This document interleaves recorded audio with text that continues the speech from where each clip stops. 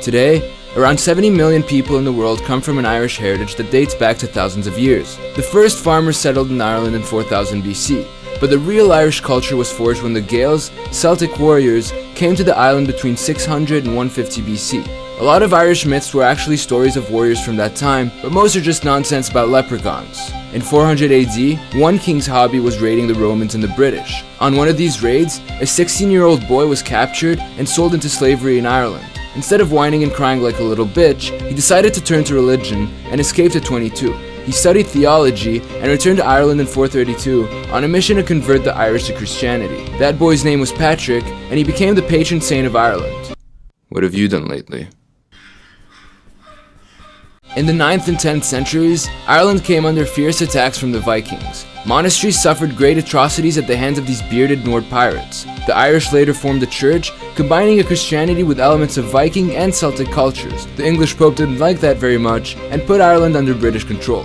In 1534, King Henry VIII wanted to divorce his wife because she wasn't giving him any. The Pope got pissed and excommunicated him for divorcing. Henry VIII decided that he didn't need the Roman Church and founded his own Protestant Church of England. In 1541, he was declared King of Ireland. This led to the arrival of thousands of English and Scottish Protestant settlers, which started a sectarian conflict in the 17th century between the Protestants and the Catholics. The Catholics were quickly subdued, and in 1778, they only owned about 5% of the land in Ireland. However, today, they constitute 84% of the Irish Republic.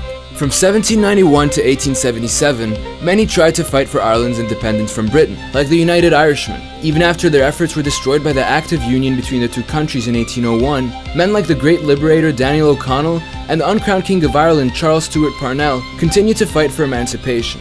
While the people of Ireland were busy fighting, disaster struck. In 1845, blight hit potato crops and started the Great Famine. The population fell from 8.2 million to 6.6 million because of starvation and immigration, mainly to the United States, probably because the beer was cheaper there.